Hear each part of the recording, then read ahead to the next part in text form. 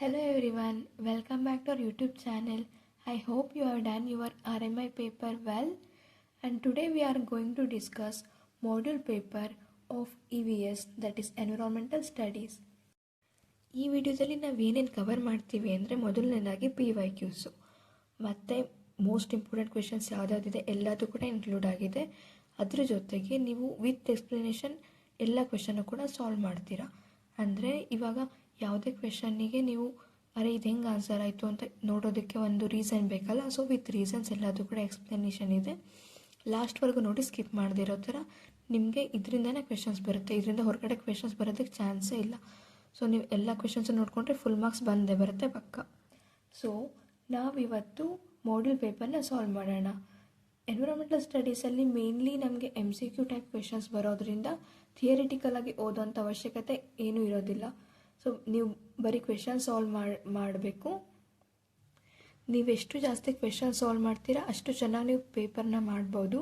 ಯಾಕಂದರೆ ನೀವು ಇಲ್ಲಿ ಕ್ವೆಶನ್ಸ್ ಮಾಡೋದನ್ನು ನೋಡಿರ್ತೀರ. ಸೊ ಅಲ್ಲಿ ಕ್ವೆಶನ್ ಪೇಪರಲ್ಲಿ ಸೇಮ್ ಕ್ವೆಶನ್ನ ನೋಡಿದಾಗ, ಸೇಮ್ ವರ್ಡ್ಸ್ನ ನೋಡಿದಾಗ ಸೊ ಇದೇ ಆನ್ಸರ್ ಅಂತ ಗೊತ್ತಾಗೋಗುತ್ತೆ. ನಿಮಗೆ ಓದೋ ಅಂಥದ್ದು ಎಲ್ಲ ನೆನ್ಪಿಟ್ಕೊಳ್ಳೋಂಥ ಅವಶ್ಯಕತೆ ಇಲ್ಲ. ಬರೀ ಕ್ವೆಶನ್ ಸಾಲ್ವ್ ಮಾಡಿ ತುಂಬ ಜಾಸ್ತಿ ಸ್ವಲ್ಪ ಕಾನ್ಸೆಪ್ಟ್ ಗೊತ್ತಿರೋ ಸಾಕಾಗುತ್ತೆ. ಸೊ ಇವಾಗ ಸ್ಟಾರ್ಟ್ ಮಾಡೋಣ. First question, habitat refers to. So what is habitat? Habitat means the natural place where an organism lives. It includes physical factors like temperature, soil, water, chemical factors like pH, salinity and minerals. So habitat ಅಂತಂದರೆ ಎರಡು ಕಾಂಪೊನೆಂಟ್ಸ್ನ ಕೂಡ include ಮಾಡ್ಕೊಂಡಿರುತ್ತೆ. So answer ಏನಾಗುತ್ತೆ C, both A and B.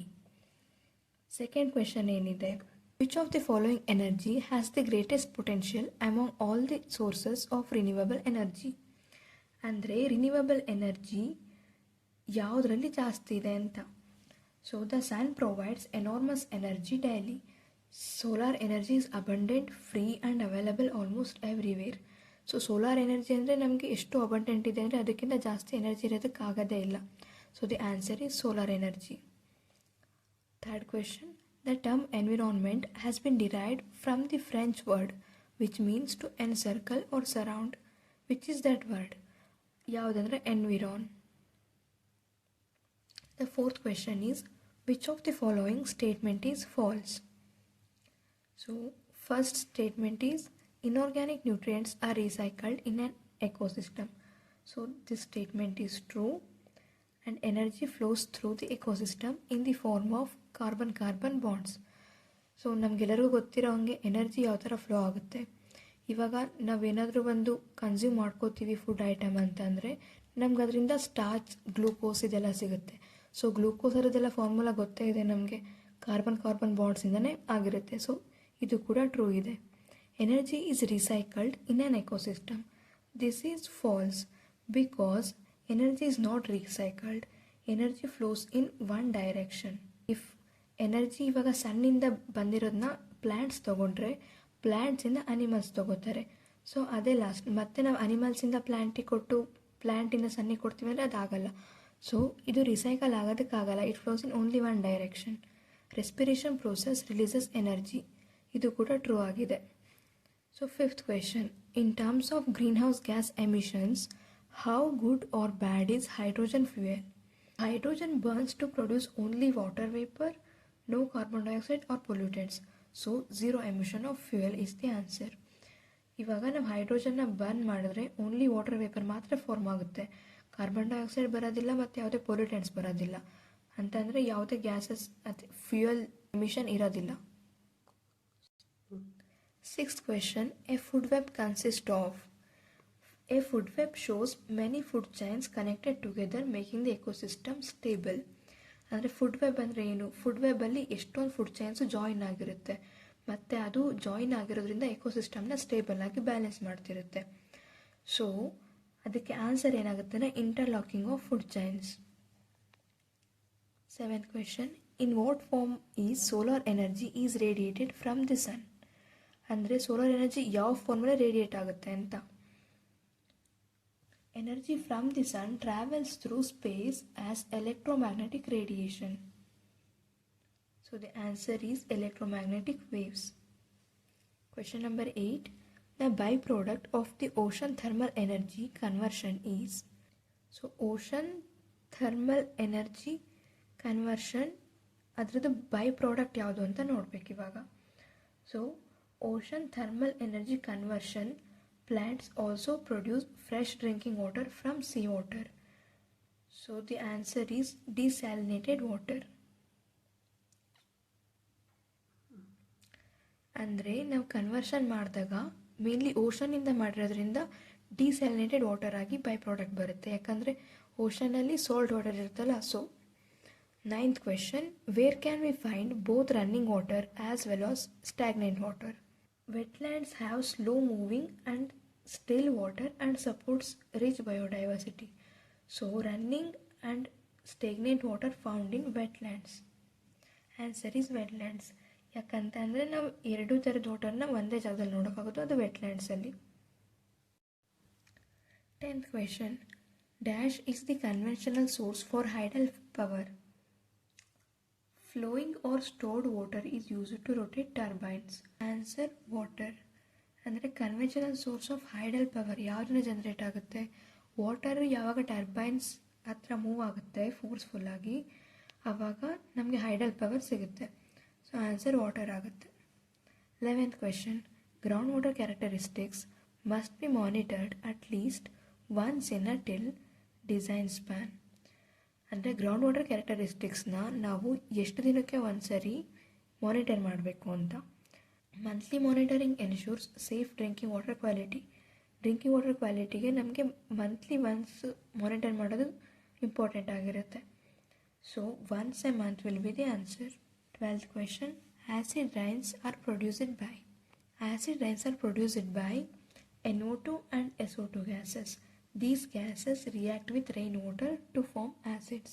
ಇದೆರಡು gases ಕೂಡ react ಆಗುತ್ತೆ rain water ಜೊತೆ, so ಆವಾಗ acid rain formation ಆಗುತ್ತೆ. Answer will be A. Excess of NO2 and SO2 from burning fossil fuels.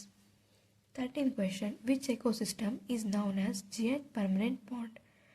ಯಾವುದನ್ನ giant permanent pond ecosystem ಅಂತ consider ಮಾಡ್ತೀವಿ? So the answer is ocean, that is marine ecosystem, because oceans are vast and permanent water bodies. So there will be lot of organisms living inside it. ತುಂಬ ಎಕೋಸಿಸ್ಟಮ್ಸು ಇರೋದ್ರಿಂದ water ಒಳಗಡೆ ನಾವು ಅದನ್ನು ಜಿಯಾಂಟ್ permanent pond ಅಂತ ಕರಿತೀವಿ. 14th question, which of the following is producer in an ecosystem? ಅಂದರೆ producer ಇದರೊಳಗೆ ಗೊತ್ತಿರೋ ಅಂಥದ್ದೇ plants and some bacteria capable of producing their own food, that is through photosynthesis. 15th question, the transfer of energy and nutrients from one feeding group of organization to another in a series is called food chain. ಅಂದರೆ transfer of energy ಹೆಂಗಾಗುತ್ತೆ nutrients ಎಲ್ಲದು ಅಂತಂದರೆ ಒಂದು organism ಯಾವಾಗ ಇನ್ನೊಂದು organism ಮೇಲೆ feed ಮಾಡುತ್ತೆ, so ಆವಾಗ food chain formation ಆಗುತ್ತೆ, ಅದರಿಂದ ಎನರ್ಜಿ ಟ್ರಾನ್ಸ್ಫರ್ ಆಗುತ್ತೆ. So the 16th question is, which one of the following is a result of climate change? Climate change ಇಂದ ಯಾವುದು ಅಫೆಕ್ಟ್ ಆಗುತ್ತೆ? Deficiency of fresh water. So ಅಂದರೆ ಇದು ಡಿಫಿಷಿಯನ್ಸಿ ಆಫ್ ಫ್ರೆಶ್ ವಾಟರ್ ಇದರಿಂದ ಆಗುವಂಥ ಒಂದು bad effect. Adequate rainfall, pure air, less soil pollution, ಇದೆಲ್ಲದು ಕೂಡ ಪಾಸಿಟಿವ್ ಎಫೆಕ್ಟ್ಸ್. ಆದರೆ ನಮಗೆ ಕ್ಲೈಮೇಟ್ ಚೇಂಜ್ ಯಾವಾಗ ಆಗೋದಿಲ್ಲ, ನಾರ್ಮಲಾಗಿ ಮೇಂಟೈನ್ ಆಗಿರುತ್ತೆ, ಆವಾಗ ನಮಗೆ adequate rainfall, pure air, less soil pollution ಇದೆಲ್ಲ ನೋಡೋದಕ್ಕೆ ಸಿಗುತ್ತೆ. ಕ್ಲೈಮೆಟಿಕ್ ಚೇಂಜ್ ಆಯ್ತಂತಂದರೆ ಅಡ್ವರ್ಸ್ ಚೇಂಜಸ್ ಆಗುತ್ತೆ. 17th question, dash contaminant causes kidney and liver problems if present in groundwater? Lead, because if lead is present in drinking water it causes kidney, liver and brain damage also. 18th question, in an ecosystem the flow of energy is unidirectional. ಇದಕ್ಕಿಂತ ಮುಂಚೆನೂ ಕೂಡ ನಾವು ಒಂದು ಕ್ವೆಶನ್ನ discuss ಮಾಡಿದ್ವಿ, ಅಲ್ಲಿ statement questions ಇತ್ತು. So ಇದರಲ್ಲಿ MCQ type ಇದೆ. ಎನರ್ಜಿ ಯಾವಾಗಲೂ ಕೂಡ ಒಂದು ಡೈರೆಕ್ಷನಲ್ಲಿ ಫ್ಲೋ ಆಗುತ್ತೆ. For example sun to plants to animals. So ಇದು ಉಲ್ಟಾ ಆಗೋದಕ್ಕೆ ಆಗಲ್ಲ. 19th question, which type of turbine is commonly used in tidal energy? That is Gorlov turbine, designed specially for tidal currents. In an ecosystem, biological cycling of materials is maintained by ಅಂದರೆ ಇವಾಗ biological cycling ಯಾವುದರಿಂದ maintain ಆಗುತ್ತೆ ಅಂತ producers consumer decomposer option ಇದೆ. So producer ಮತ್ತು consumer ಮಧ್ಯೆ ಯಾವಾಗ balance ಆಗುತ್ತೆ ಮತ್ತು ಅದರಿಂದ ಡಿಕಂಪೋಸರಿಗೆ ಬ್ಯಾಲೆನ್ಸ್ ಆಗುತ್ತೆ ಆವಾಗಲೇ ಟೋಟಲ್ ಸೈಕಲ್ ಬ್ಯಾಲೆನ್ಸ್ ಆಗೋಕ್ಕೆ ಸಾಧ್ಯ ಆಗುತ್ತೆ. ಸೊ ಇದಕ್ಕೆ answer all of the above. 21 question number, what type of energy is wind energy? So wind energy ಅನ್ನೋದು ಯಾವಾಗಲೂ ಕೂಡ ಮುಗಿಯೋದಿಲ್ಲ. ಇವಾಗ ವಿಂಡ್ ಖಾಲಿ ಆಯಿತು ಅಂತ ಯಾವಾಗಲೂ ಹೇಳೋದಕ್ಕಾಗೋದೇ ಇಲ್ಲ. ವಿಂಡ್ ಒಂದು ಸರಿ ಬರ್ತಾನೆ ಇರುತ್ತೆ. ಅದಕ್ಕೆ ರಿನ್ಯೂವಬಲ್ ಎನರ್ಜಿ ಅಂತ ಕರಿತೀವಿ. 22 disaster management deals with situation that occurs after the disaster. So disaster management ಅಂತಂದರೆ ನಾವಿವಾಗ ಮುಂದಕ್ಕೆ ಆಗೋವಂಥ ಡಿಸಾಸ್ಟರ್ನ ಮ್ಯಾನೇಜ್ ಮಾಡೋದಕ್ಕೆ ಯಾವ್ಯಾವ ಒಂದು ಕ್ರಮ ತಗೊಳ್ಬೇಕಾಗುತ್ತೆ ಅದನ್ನೆಲ್ಲ ನಾವು ಪ್ರಾಕ್ಟೀಸ್ ಮಾಡೋದನ್ನು ಮ್ಯಾನೇಜ್ಮೆಂಟ್ ಅಂತ ಕರಿತೀವಿ. ಸೊ ಇವಾಗ ಡಿಸಾಸ್ಟರ್ ಆದಮೇಲೆ ನಾವು ಮಾಡ್ತೀವಿ ಅಂತ ಹೇಳೋದಕ್ಕೆ ಆಗೋದಿಲ್ಲ. ಸೊ ಈ ಸ್ಟೇಟ್ಮೆಂಟ್ ಫಾಲ್ಸ್ ಆಗುತ್ತೆ. 23 what is the significance of the ionosphere? ಅಯೋನೋಸ್ಪಿಯರಲ್ಲಿ mainly high frequency radio transmission ಆಗುತ್ತೆ. 24th question, World Environment Day is on 5th June. 25th question, how is hydrogen gas produced from fossil fuels? So hydrogen gas ಯಾವ ಥರ produce ಆಗುತ್ತೆ ಅಂದರೆ partial oxidation of methane. That is methane reacts with oxygen to produce hydrogen. 26 the Taj Mahal in India is affected by acid rain. ಇವಾಗ ತಾಜ್ ಮಹಲ್ ಮೇಲೆ acid rain ಬರೋದ್ರಿಂದ ಅದು colour shade ಆಗ್ತಾ ಇದೆ. Question number 27 environmental impact assessment is mandatory under which one of the following India legislation? That is environment protection act. Environment protection act ಒಳಗಡೆ IEIA ಒಂದು include ಆಗಿರುತ್ತೆ. 28 question, what is primary aim of the air? Prevention and Control of Pollution, that is Act released in 1981 to control air pollution and preserve air quality. ಅಂದರೆ main focus ಯಾವುದ್ರ ಮೇಲೆ ಇರುತ್ತೆ ಅಂದರೆ air ಪೊಲ್ಯೂಷನ್ನ control ಮಾಡೋದಾಗಿರುತ್ತೆ. 29th question, under the solid waste management rules 2016 which of the following is not a duty of waste generators? That is to manage waste through disposal in landfills. This is the work of authorities, not of the waste generators. So the true options will be to segregate waste at the source, to register with the authorities, and to ensure waste is handled by authorized person. ಇದಿಷ್ಟು correct ಆಗಿರುತ್ತೆ. First statement ಇದಾಗಿದೆ. 30th question, which year was the Water Prevention and Control of Pollution Act enacted? That is in 1974, option B. 31st question, under the Solid Waste Management Rules 2016, which of the following is not a duty of waste generators? This question is repeated, so the answer will be B. The Water Act 1974 led to the establishment of which regulatory body? Central Water Commission is not the answer. Central Pollution Control Board and State Pollution Control Boards is the answer for this. Question number 33. According to the Biomedical Waste Management Rules 2016, which color bin is designated for disposing of infectious waste? So infectious waste na ಯಾವ ಕಲರ್ದು ಡಸ್ಟ್ಬಿನಲ್ಲಿ ನಾವು store ಮಾಡಬೇಕಂದ್ರೆ yellow colour. 34 question, what is the process of movement downwards of padous water called? That is infiltration. Infiltration ಅಂತಂದರೆ water soil ಒಳಗಡೆ ಹೋಗ್ತಾ ಇರೋದು. So water entering in to the soil, that is downward movement, infiltration. 35. What is called for the movement of surface litter and topsoil from one place to another? That is soil erosion. Movement of surface litter ಅಂದರೆ ಸಾಯಿಲ್ದು top layer erosion ಆಗುತ್ತೆ. 36th question, dash is caused by drinking water high nitrates. High nitrate ಕಾನ್ಸಂಟ್ರೇಷನಿಂದ ಯಾವುದಾಗುತ್ತೆ ಕಾಯಿಲೆ ಅಂದರೆ answer is methemoglobinemia. So cholera ಇದರಿಂದ ಆಗುತ್ತೆ ಅಂದರೆ vibrio ಕಾಲರೆ ಬ್ಯಾಕ್ಟೀರಿಯಮಿಂದ ಆಗುತ್ತೆ. ಕಿಡ್ನಿ ಮತ್ತು ಲಿವರ್ ಪ್ರಾಬ್ಲಮ್ಸು ಲೆಡ್ಡಿಂದ ಆಗುತ್ತೆ, high concentration. So answer will B option B. 37th question. In which act noise is included as an environmental pollutant? Answer is 1988. What is the upper surface of the zone saturation called? That is water table. Water table separates saturated and unsaturated zones. 39th question. How many primary pollutants are there? Primary pollutants are 7. Are emitted directly into the air. ಅಂದರೆ ಅದು mainly ಒಂದು ಕಾಂಪೊನೆಂಟಿನ emit ಆಗಿ produce ಆಗುತ್ತೆ. 2 gases react ಆಗಿ produce ಆದರೆ ಅದನ್ನ secondary pollutant ಅಂತ ಕರಿತೀವಿ. ಪ್ರೈಮರಿ ಅಂದರೆ 7 ಬರುತ್ತೆ. Question number 40. The term municipal solid waste is used to describe which kind of solid waste? That is non hazardous. Municipal solid waste ಅಂತಂದರೆ ಮೇನ್ಲಿ ನಾನ್ ಹಜಾರ್ಡಸ್ ಇರುತ್ತೆ, ಅದರಲ್ಲಿ ಹಜಾರ್ಡಸ್, ಟಾಕ್ಸಿಕ್ ಈ ಥರದ್ದೆಲ್ಲ ಇರೋದಿಲ್ಲ.